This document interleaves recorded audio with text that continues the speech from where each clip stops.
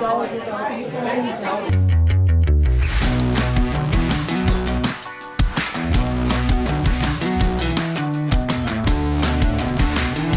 welcome to Cwic Show. My name is Greg Mattson, and I am your host. In this episode, we bring on my good friend, founder and owner of Cardio Miracle, John Hewlett. John, how are we doing?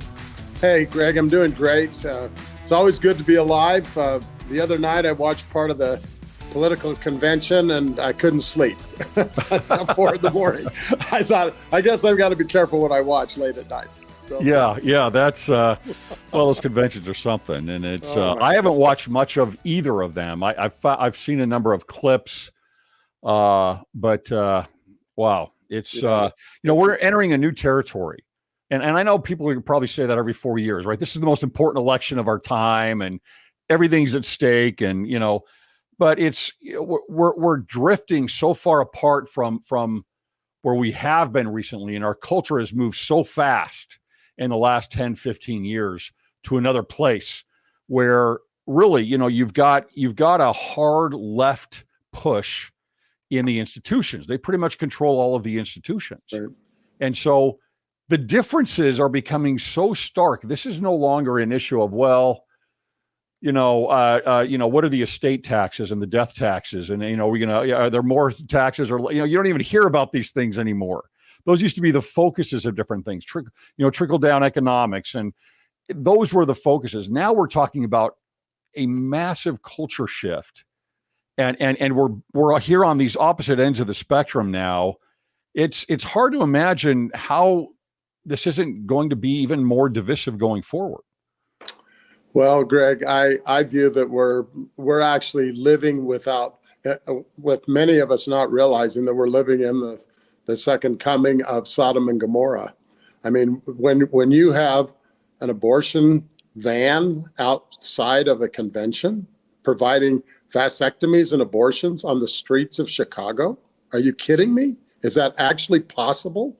I'm surprised they didn't have gender surgery there as well. I mean, this is unbelievable. And one of the things that happens, just like when you hear of a mass earthquake or a major hurricane and you see the death and the destruction, when it happens to yourself or you have a friend who's in a car accident, that the stark reality of that. But when something tragic happens to a larger group of people, psychologists have said more than a couple of people, that you have a diminishing time in which that you actually allow it to affect you, that you kind of eventually just say, well, it's not in my backyard, so I guess I can't think about it. And so we're dealing with such unthinkable things that are so outrageous that we just kind of stay in la-la land and go our merry way in the midst of some of the most horrific procedures, politics, lies, corruption that any of us have seen in our lifetimes by 10 times. It's what you speak about when it happens to you. I think of Elon Musk, right? He's always been on the left or leaning left socially, kind of a libertarian kind of guy, along with his old partner, Peter Thiel, who I really like. But he had a son that he says he lost, right? Because the relationship is completely apart now. The son became a trans woman. And he allowed the surgery. Elon allowed the surgery to happen, the transitional surgery to happen, because he was told by the doctors, if you don't do this, he'll kill himself. He's probably going to kill himself. Exactly. Right. And that is pushed over. Of course, the statistics do not support that at all. Right. Because there's actually as much of a difference the other way. When they go through a transition, it's very, very nominally a change on suicide. These are people that have emotional difficulties. There is, gender dysphoria is a very difficult, harsh thing to deal with. But when you've got doctors that are trying to separate, it's basically, again, a separation between parents and children. And they're trying to step in between on this. Instead of saying, you know what, you're the parent, we really trust you on what needs to be done. It's the exact opposite of what's happening in school too. But as you said, now Elon Musk, now that it's happened to him and he looks back on it, he's like, what did I do? And how did this happen? And now he's fighting with everything he's got against this kind of woke ideology that's happening because it happened to him. Well, and it comes back to the attack on the family. You have, and let me just take a minute before people say, "Oh, it's that Cardio Miracle guy again," and they don't want to watch. Greg, let me just tell you, of all the podcasters, I believe that are doing what you're doing, you probably have the most thorough knowledge and study and intellectual aspect of all of these different things that you talk about. I'm not patronizing. It's just a fact. Your preparation and your commitment to find answers. I mean, you and I probably wouldn't have agreed on everything that's happened in the last 4 years, but you've been an open book to study, learn, and research. And of course, that's why I think you've decided that Cardio Miracle was a good thing for you personally, and have advocated it. But that's the interesting thing is in our society now, and it's interesting now. You don't view yourself as getting older, and now when I go places and I'm becoming the older person in the room, that's shocking. But what's even more shocking is that everyone around me is dying. I mean, these turbo cancers are out of whack, and yet very few people are asking why. There's all kinds of things. The death statistics are horrific in the last couple of years. We live in very stressful times, and the subconscious stress impacts your immune system. And there are people, I've had in my own family, an in-law that through going through meditation and going through total natural healing has reversed the very chronic condition that they were treating conventionally for 6 years, and they've had like a miracle. And because they've have left the faith, they don't ascribe that miracle to anything spiritual other than their body and their mind and tapping the powers of the universe in a positive way. So the mind has a very, very strong impact and our emotional health and well-being on our physical health. And so it probably one of the best things most people could do is turn off the news and just live in a bubble. But on the other hand, we're saying, are we supposed to fight? Are we supposed to fight for the life of the unborn? And yet, what have we done? The semantics, the politics of semantics. We don't refer to it as the baby as being aborted. It's the fetus. It's giving it another name. In the mutilation, it's transgender. It's helping them to come out and be their true self or whatever. And yet there's all kinds of interesting statistics that because of the water, the plastics in our water and our food, the chemicals in our food and those types of things, that many males are getting far too much estrogen at a young age. And then they're getting, of course, these teachings that are confusing. And there's some people that literally we all have known that since birth, they seem to be more one feminine or more male than another. But it's the ones that are on the bubble or in the middle that are now getting thrown, that are causing so much. I mean, I go to the grocery store and there's a person with a name tag and their hair and they look like a guy, but then they have nails and various things. And you can just tell that there's a lot of confusion. And again, a lot of it is fulfillment of people searching, wandering in the dark for the truth. Absolutely. That's why people have to hold to the light of the gospel, not just the tenets of the church, but the gospel principles, the Savior, understanding the relationship between our premortal existence and the next life, having spiritual experiences, and understanding that the adversary is at the root of everything, trying to destroy agency and the truth here on this earth. And once you understand that that's the fight, then you can kind of get a feel for all the collateral damage and collateral propaganda that we're being subject to all the time. Yeah, you talk about the principles of the gospel, and a lot of people think, well, it's all just the church. That's not the case. You read the Book of Mormon, and going through the Book of Mormon, you see, you got to understand you're getting a very centristic view. When I say centristic, I mean a view of basically the Nephite rulers. And it's a history. It's a history book. It's a history that's written by them, but they are a minority. And that people don't realize that. They're a minority among the Nephites, right? You've got a minority among the Nephites of the people that are faithful in the church. And so your story that is being given is through their eyes, but yet they still talk about the Nephite nation as a whole and how they live. Well, those that are outside of the church, which is the majority of them, are also, whether they're righteous or unrighteous, has everything to do with how their civilization goes. It's not just those that are inside the church, right? And so truth is truth. The gospel is the gospel. And you have people all over the world that are living part and parcel, right? Gospel principles. That's going to be a positive. It doesn't matter who they are or where they're at or what church they're a part of. If you're following certain principles, there's going to be positive consequences for that.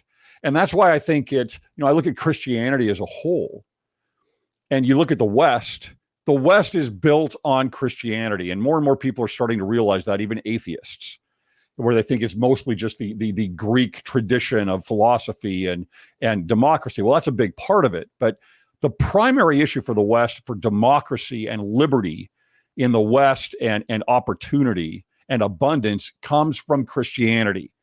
And that is, we're a very small part of that in the church. And it's just been over the last couple hundred years, because the West follows certain things. They believe certain things. They have a certain worldview. And those consequences come because of that. Now, if we've got the restored gospel, then we've got even more, right? We've got even more of that truth that we can choose to follow and have the positive consequences. And that shows up in the statistics everywhere, as far as marriage goes, as far as family, as far as mental health and well-being and happiness and everything else. Well, it's true. And, the two greatest presidents in our history were Washington and Lincoln, who both were very, very connected to spiritual things. We used to celebrate their birthdays. Yeah, we used to celebrate their birthdays. Now they want to burn down or melt or break up their statues. But one of the interesting things is I noticed on one of the conventions, one of the speakers said, "My mother's smiling down at me from heaven." And I thought, isn't that interesting? Here is a group that's advocating unrestrained abortion, even post-birth abortion. And then they're talking about their mother or family member, grandmother, smiling at them from heaven, that they have a familial relationship, of which no Christian church teaches in the entire theology, that there's a familial relationship in the next life. But everyone believes that innately because it's a truth. It's a truth that we know we must have come from somewhere, at least, or somehow, and we have some sort of relationship. And that's why even when people have a negative experience with evil spirits or demons or problems or a miracle in feeling like they're protected in the instance of some instance of being possibly injured or being killed, that we quickly ascribe to a relationship between the veil. But we're the only one our religion, the gospel of Jesus Christ, not the Church of Jesus Christ, but the gospel of Jesus Christ, through the prophet Joseph, through all of the scriptures that we have the unfiltered direct translation in the Book of Mormon. We have the Doctrine and Covenants, and we have the Bible as well. All of those things point in the direction of our being a creation of God in his image, with the potential to grow, and that he cares about us, and that those types of things are a part of the plan, where other people aren't sure about the plan anymore. And that, they don't know that there's a plan. And so because it's just live as we go today. And then there seems to be no one wants to have any moral compass or rules or anything to live by according to the gospel plan. Yeah, and I think that's a big part of what members of the church who have a testimony of this, who see these truths, it doesn't make them better than anybody else, but it sure gives you a different perspective, right? It gives you a different perspective and beyond the idea of an afterlife. It is this idea of eternal progression and family. It changes the way you approach things. It just does. And it's not that, maybe that's the blessing that God gives in that understanding, but it's when you have those truths, it changes how you approach life, right? And that's why I say about the West, even with what they've got with Christianity, it changes how you approach things, your government, your family, your relationships, everything. And in the church, it changes how we do it in the same way, just at I would say a higher level, right? You have a different worldview. Greg, I'm just curious. Just the thought occurred to me: if for whatever reason tomorrow you figured out that the restored gospel wasn't what you'd always thought it was, what really in your life would you change? Would you, I listen to these people who say, "Oh, I'm so glad that I'm out from under all this pressure, all of this judgment, all this hypocrisy, all these bishops and stake presidents and or the general authorities." I have never drank alcohol in my life. The reason for me was that when I was 11, my brother was killed by a drunk driver. And so when I was in high school and other people who are now mission presidents and very successful in the church were partying around, I didn't, just because I felt like I had a grudge against alcohol because it took my brother. So, but, the other night on a cruise or somewhere, my wife and I they had a non-alcoholic wine, a substitute, not like Martinelli's, but it was just a non. And I said, well, I'd like to try that. And I thought, this isn't even that good. People spend $1,000 on a bottle of stuff like this, that's going to make the difference in their meal. I mean, give me a 12-ounce lobster tail and a ribeye steak, for heaven's sakes. I'm not. And smoking. I mean, I smoked behind my friend's house a couple of times when I was like 11 or something. Had no appeal to me at all. Disgusting. I don't know. I'm grateful that I have a wonderful wife. I have 5 kids that I love and 18 grandkids. And I mean, I don't know what else I would change. And yet I've had so many remarkable experiences in my lifetime that are authentic and real to me, that I know that the principles of the gospel are true to me without even any hesitation. And I literally, and I think I'm a relatively intelligent person, I literally cannot read 5 minutes in the Book of Mormon without thinking, how in the world can anyone think that this guy, a young guy running for his life, translating this as he goes with multiple translators, and it's been under scrutiny by the biggest, the best, and the most diverse people in the world for 200 years, how can anyone think that he just made this up? And if he did, why 500 pages? Why all these complicated stories? Why not just, weave a simple story and then say, send me all your money, or send it to the leader? I don't know. It defies logic to me. And I have a logical understanding, I think, of the gospel. But the thing that is deeply seated is the spiritual experiences. And I feel really sad for people who haven't had life-altering spiritual witnesses and experiences, some small adding to be big and some big. I've had them all. I've had thousands of small ones. I've had dozens of really impressive ones, and I've had a couple of blockbusters. And so when you add all that together, it's like, I'm pretty happy about embracing the principles of this restored gospel, because there are answers in these teachings, to me, intellectually and spiritually, that I couldn't find anywhere else. Yeah, I think, you have a lot of people that leave the church, and in many ways, I think there's some of them that still almost identify as, I'm using quotation marks here, but as Mormon. And I think that there's a very difficult, because it's their culture. It's like the way they've been brought up.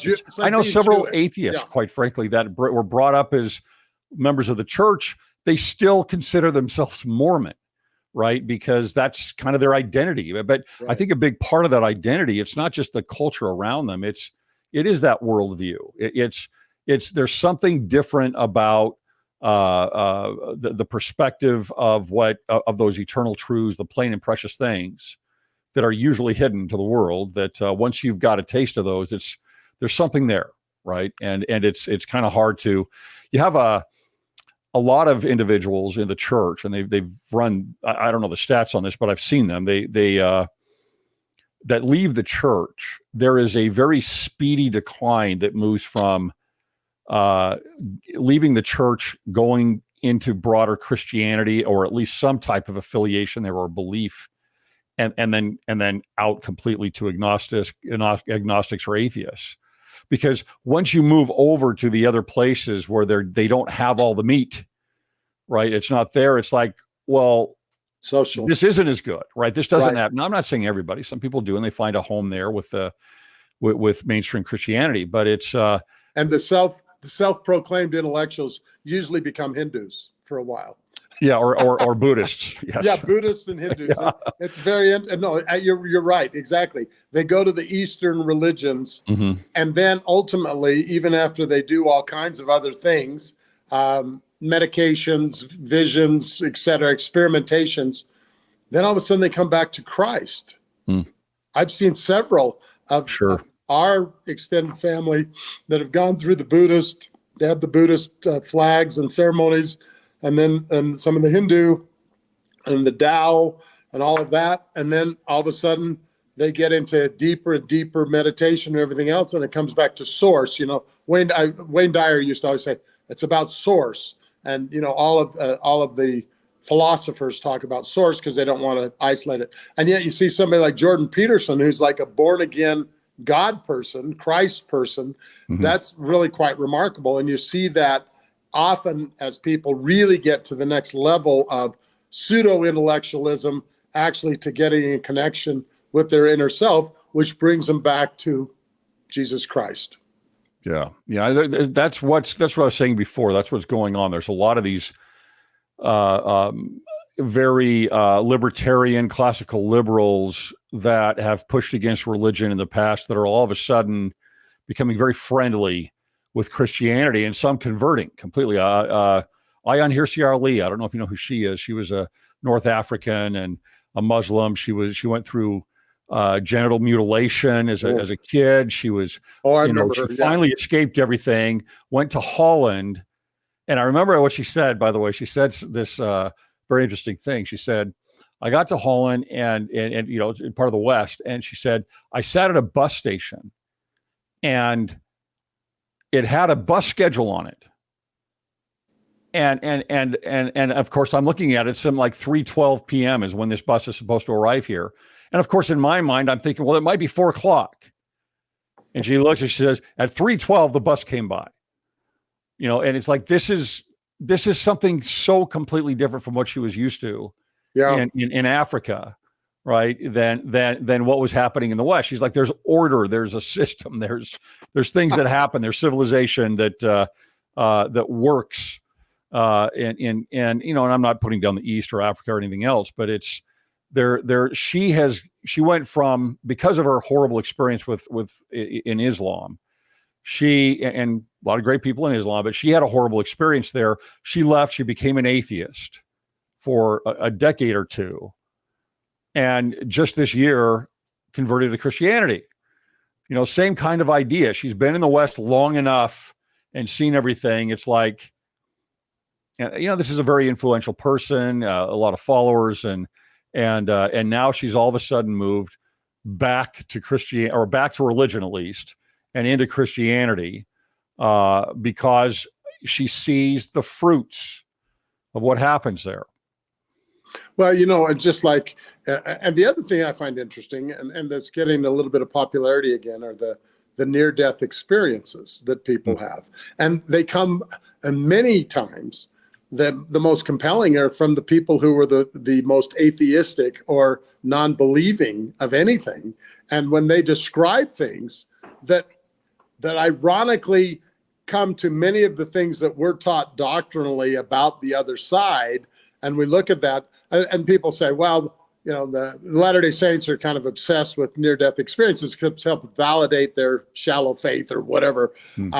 I just find it fascinating when you meet people or talk to people or read of people who've had the experience about the things they're talking about. And they're not talking about, it's painful to come back into their body. They hear people, they talk to people, and they have an interesting experience. I had a very profound dream 30 years ago, and I had what seemed like a multiple hour experience with my father who had died.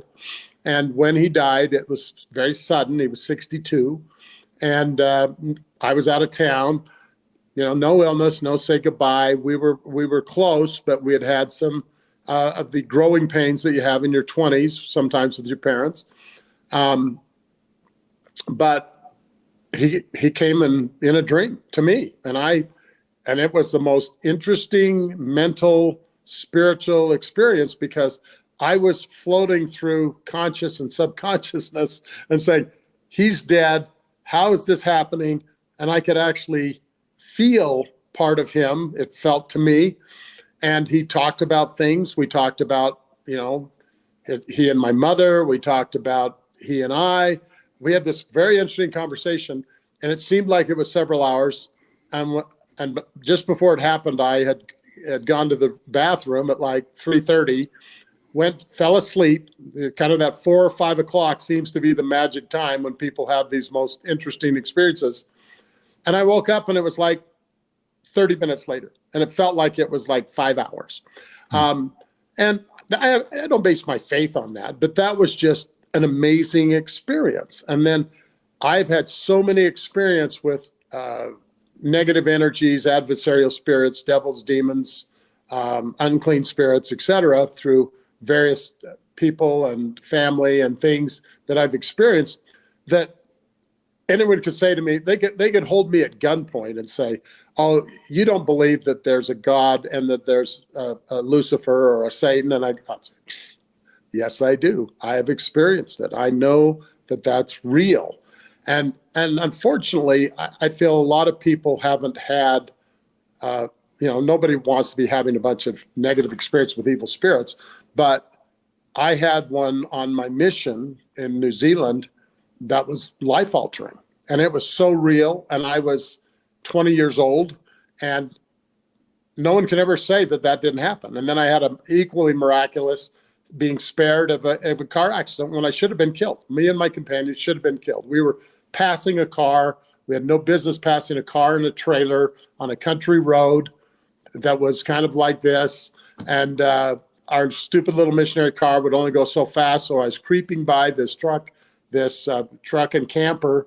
And halfway through, I literally heard a prompting, and then a louder prompting, and then a yelling voice, slammed on my brakes, pulled back, and just over the hill came a truck, a lumber truck, double trailer, full of giant logs going 70 miles an hour.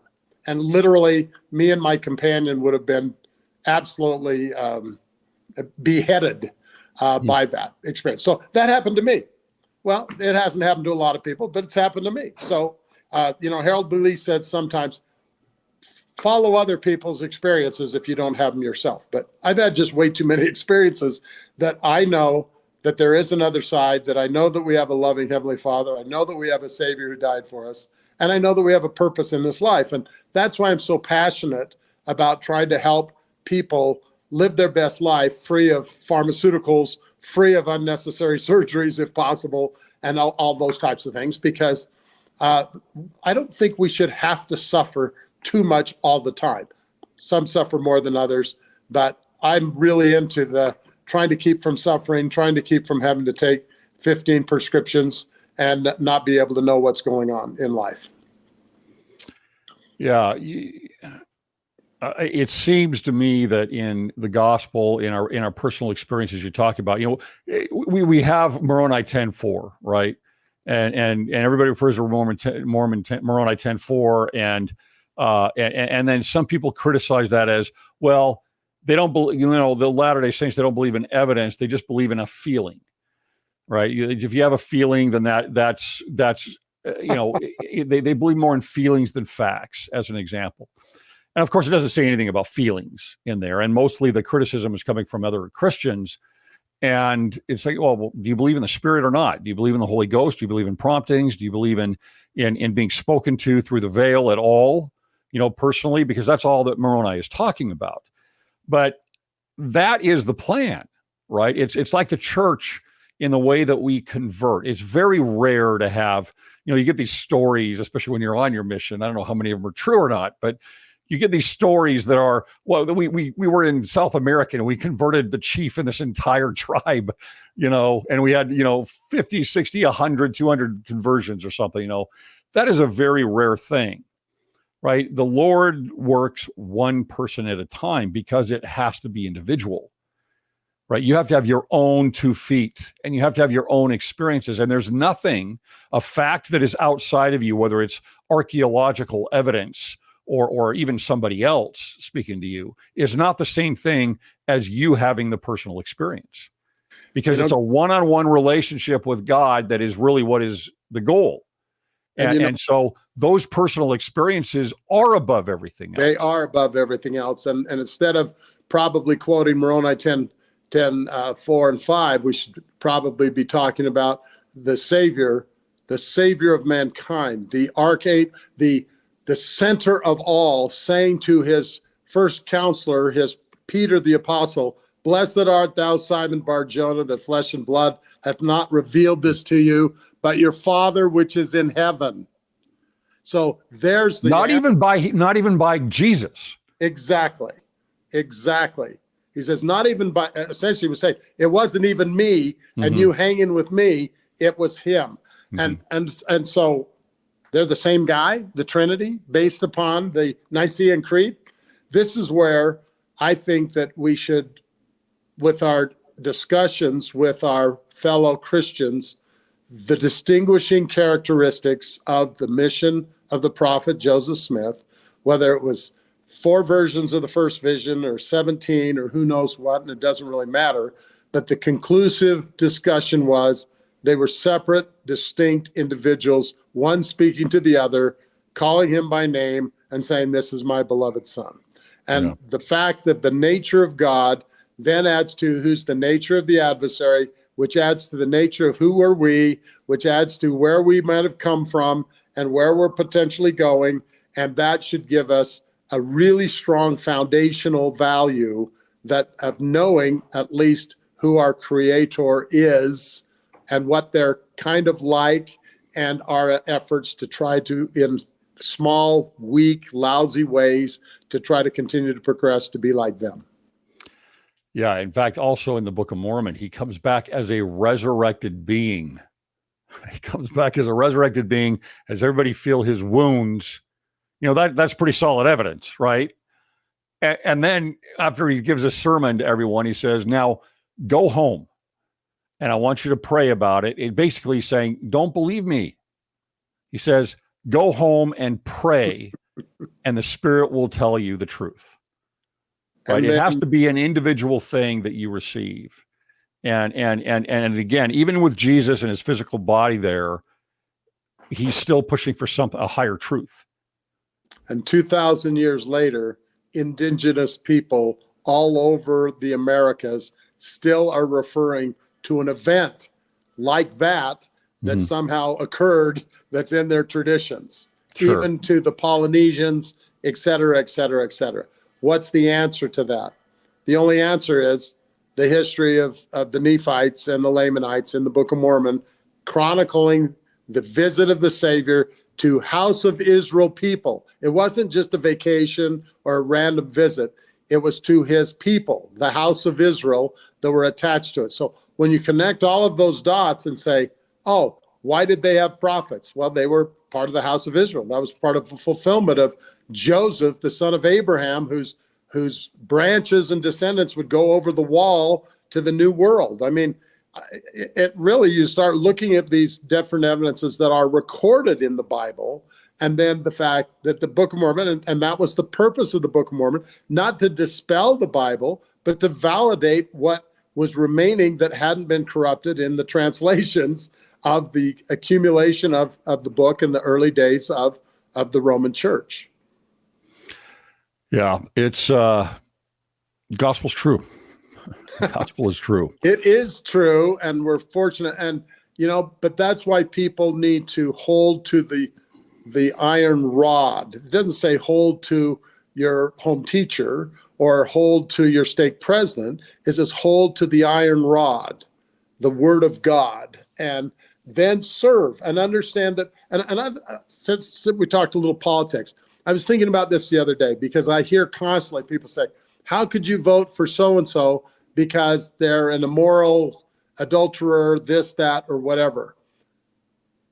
If you go back through our presidents of the United States, almost without exception, they were all philanderers, in many cases adulterers, have all kinds of baggage, all kinds of problems, all kinds of sins. And I mean, and it's so interesting to hear someone who spent 5 decades in public life serving this country, allegedly, but their net worth is $20 million on a congressional salary. Or someone else who at one point was a community organizer and now is worth $70 million and has 4 houses worth over $7 million each or something. And it's like, oh, and we're concerned about somebody's language or somebody that's offensive, or we're concerned that they were divorced or they had an affair or whatever. You can go back, and I'm much more concerned with the people who have sacrificed. And I happen to believe that many of our wars and many of our horrific events, unfortunately, are being exposed in many cases as being part of our government, part of the Gadianton robbers. If there's one thing that I've learned to believe in the last few years, is that Gadianton robbers are at the head of most every major institution in our current secular world. And that's what the message of the Book of Mormon should have warned us, is to not be surprised that the corruption is so deep. And that's why we have to make sure that as for us and our house and our own personal life and covenants and things we're trying to do are more in order, because there are Gadiantons everywhere. They were foretold, and that has come true. So many people, though, are going to tell you that you're just a conspiracy theorist, John. And I'm happy to accept that, because those who said there was going to be Gadiantons in the last days were conspiracy theorists. When something happens within 6 months or a year, it goes from being a conspiracy to being true. And we found out a lot of those things in the last couple of months, that things we were told weren't necessarily true over everything. And why, just like these whistleblowers and these people say, well, we can't have people expose the secrets of our government. The secrets of our government that we're assassinating leaders, we're doing all these things in the name of freedom. I don't think, the Lord and the Old Testament, I mean, it's not patty cake. The teddy bear Jesus that you and others refer to, I think is not an accurate portrayal of justice and of living the law. And we saw a lot of people wiped out. The flood gave us a pretty good example of that. But conspiracy, I would say, do your homework, because the more I've done my homework and the more interesting people that I talk to, and I'm open, but I didn't think this way 20 years ago. I think this way now because I've been meeting with and talking to people that have opened my eyes in things that I just took for granted, because it was easier to be apathetic and not be involved and not be in the fight. It's easier to just be a spectator as opposed to a warrior in the fight. And I've decided that my life needs to, I need to be in the arena, and I need to fight the fight. And one of those fights is against what I believe is major, major corruption in our medical system. Yeah. Along those lines of, I'm not going to call it conspiracy, but this is something that I think is right up here. Have you heard? I don't know if you've done. You saw the episode I did on the Corporate Transparency Act. Have you heard anything about this? A little bit. Yeah, this is a bill that was passed, I think, in 2021, and by the end of this year, every LLC, S corp, PLC, every small and limited partnership, right? Every small business has got to turn in all of their information, private information, personal information, social security number, bank accounts, etc. That will birth date, all of your information that you would normally give only to a very trusted individual, maybe you get a passport or something. But beyond that, right? Bank accounts, financial information, and everyone who they call a beneficial owner of a small business. This could be someone who is not an owner of the business, but makes a lot of the decisions, right? This could even be a spouse of an owner. And they don't specify it. It's just someone who has an influence on the business. All of those individuals have to divulge their information out to a federal database by the end of this year. And if you haven't heard of this, you're a small business owner, your accountant or attorney is going to be telling you very shortly what you need to do. And so I've been involved with an organization that's trying to fight this. Wow. in the courts. But here's the thing. They can take this information anytime they want because it's done under it's just like wokeness. It's under they push it with compassion and an untethered empathy, right? This is pushed with terrorism and money laundering, as if the small businesses are the ones that are going to be, the primary target for people that want to go and do money laundering. And so, but they can give all of that information. The government can give all of that information to local law enforcement. They can give it to the states. They can give it to international organizations and governments. So let's say you've got some deal on the table for a hostage in Russia. And Russia says, fine, but you know what? We've got these 200 people that are here often that are American citizens, and we're a little worried about them. We want their information, right? Their personal information. Yeah. And that you have in your database. And if you give us this, we'll release these 3 hostages, right? You don't know where that's going to go. You don't know when it's going to be released. But there's this, the problem with technology and the state is information becomes everything. It is the new oil, right? Data is the new oil. And the government can use that in a way that is very nefarious, very concerning. And they have. This is like the Patriot Act on steroids. Well, and not to get too controversial, but the other day I had a 30-minute conversation with a woman who was on January the 6th. She's very respected, upper middle class. Her husband's a health professional. She happened to be there. She walked in and she went to jail. Mm-hmm. She went to jail for being a part of, and when you look at it for what it's worth, and I know that sounds, if people look at the tapes, look at what happened, they're opening the door. They're squiring people in like it was a tour group. And then, yeah, there were things that went on. But if you really, really dig into the research of what really happened, if this was so bad, if this was such a terrorist act, why don't they release the footage? Why don't they release the footage of the filming of all of the things that were taken that day that would then prove to people? Why don't they release the details of JFK's death? Why don't they release the details of 9/11? Why in the Trump assassination did they clean up the site before the next day of an attempted assassination of a former president? Why is this kind of stuff happening constantly? What's the answers that we've heard from the Las Vegas incident? Where did that go? That was a horrific situation.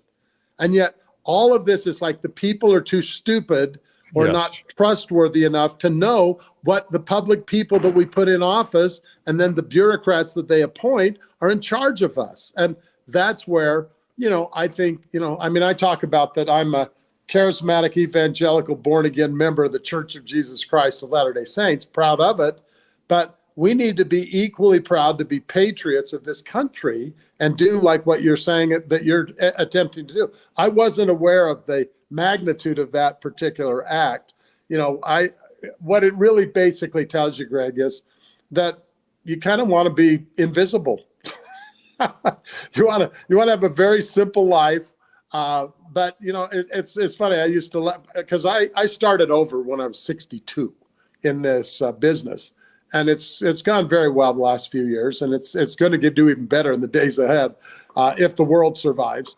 But that's irrelevant to me. I'm more interested in fighting to help preserve our liberty as long as we can. The prophecies aren't on our side that we're going to have things work. We're 50 trillion in debt. 50 trillion. I remember people having heart failure over being 5 billion in debt in my lifetime. We're 50 trillion. We can't even fathom how much a trillion is. Our dollars, our economy, people are getting squeezed. I mean, I listen to people in these political conventions pontificating about how they're fighting for the little person while they're becoming bureaucratic kings, queens, and zillionaires at the expense of the public trough. The hypocrisy is shocking that people can stand and say things with a straight face about, that they're the fighter for the underdog. If they're the fighter, talk about building the wall or not building the wall, and then they're living behind a 12-foot wall in their $12 million estate on Martha's Vineyard. I mean, it's like, or we don't believe in the Second Amendment, but they've got 4 bodyguards wherever they go. So it's like, we have to hold to the iron rod. We have to seek things that are true, but keeping our heads in the sand. And that's why I appreciate your efforts, Greg, because these are many things that are conspiratorial or controversial. How many of those things have you seen come true in the last 10 years? Sure. Things you never thought you would see. Did you ever think you would see a gay parade down University Avenue in Provo, Utah, with violence attached to it? I mean, or you would see the things that we've seen with the church education system and other things. I mean, I can't even imagine Harold B. Lee and not Harold B. Lee, but Ezra Taft Benson and others, and like, oh my gosh. And yet you read Ezra Taft Benson, everything he said back in the 70s, 60s, 80s has come true. Yeah. Yeah. It's, there's always a natural pushback on, come on, there's no evidence for this right now, but there's a certain mentality that people get when you start watching patterns, and patterns, you find truth in patterns. And that's when people understand that and they see that, they start saying, okay, I can see where this is going. I can see where this goes. I've been studying, critical social justice for 12 years. I knew in the first couple of years where all this was going to go. It was very simple to see because you have hardcore individuals who are going to stop at nothing to make sure that this happens. It is a religion to them. And when you understand those types of things and the push that they have, they will never stop. It's not like, okay, we finally got this, we finally got to this point. That's not how it works. Everything's okay now, right? Everything, we got a couple of these things accomplished. We're done. That's not the way it works. It goes and goes and goes and goes. It does not stop. And so once you see those things and you see the patterns, you're like, okay, there's truth in this.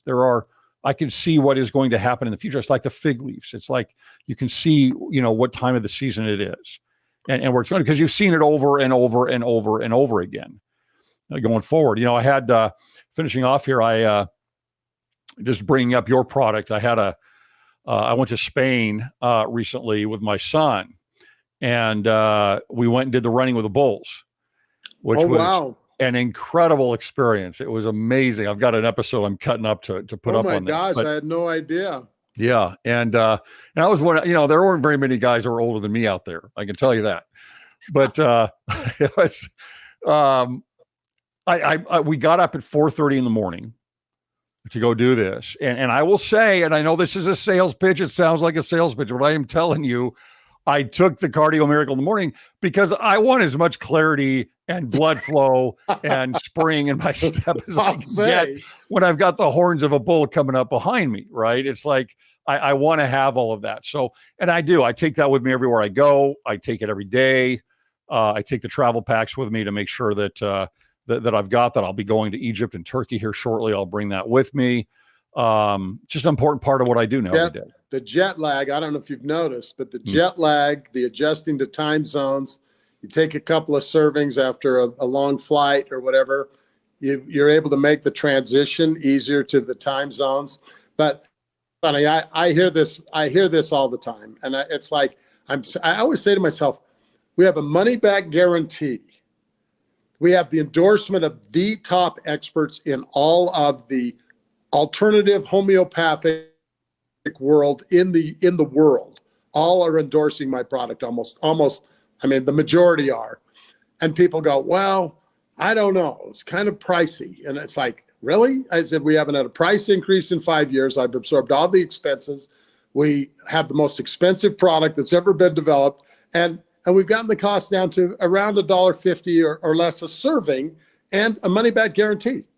And I call it hope in a glass. And the fact that I'm at 72 and a half years old, all around the clock, doing a million things, traveling constantly, doing everything, and everyone in my family died before they were 66, is miraculous. So I think everyone's got everything to gain and nothing at all to lose. But it's just baffling to me. But we have some exciting things coming up. We're going to be, our latest science was published for psychologists and psychiatrists on the impact of the ingredients for traumatic brain injury, for neurological diseases, for the prevention of Alzheimer's and dementia, the ingredients and the AI that goes with the studies that we've been doing. The research is over the moon and worth it. And yesterday I talked to 5 people at a wedding reception. One person says their wife has Parkinson's. Another person says their brother just had a heart attack. Another person's just said that they just buried their father with dementia. I mean, why do you want to be one of those statistics any sooner than you have to be? I would say prevention, build your immune system. And guess what? There's probably something else coming, conspiracy theory or not. I will suspect that this winter, there'll be another very interesting flu that, how interesting that I still see people using the PSA test or the COVID test. And it's like, they've proven that doesn't work. The scientists have proven it doesn't work, and people are still taking that test. I don't know how gullible some of us in the world can be, but if you go to the real science in Europe, in Israel, and other places throughout the world where they're not dominated by our system here, you'll find a lot of interesting answers. And people should pursue truth wherever they can get it. And God bless you, Greg. I'm grateful that you, with your very, very challenging health history, did your due diligence and found that this product could be helpful to you. And I mean, can you imagine 5 or 6 years ago that you would have felt well enough to run with the bulls? I don't think so. Yeah, it's a very good point, and probably not. No question. Well, absolutely not. No question. So, so that's a good thing. But I'll tell you what, I question your sanity, because I look at that and I'm thinking, why do people do that? Well, it's probably the same reason they skydive and the same reason they do other things. But I guess I'm just like Frank Layton, the former Utah Jazz coach, who was overweight. People said, well, Frank, aren't you concerned about your weight? And he says, well, when I die, I want to be sick, not healthy. So it was, and yet, the interesting thing is, Frank Layton's still alive. He's still alive, and everybody who was healthier has died that he knew. And I think he's alive because of his mental attitude and because he laughs and he loves and he serves. I think those are all very, very important recipes in the recipe of a happy and long and useful life. No question. No question. Well, John, appreciate your friendship, appreciate the product, and appreciate you coming back on here. Love it when we get you on here. We get to talk about so many things. Thanks so much for all you're doing. you're a light in a dark and dim world. So I appreciate it.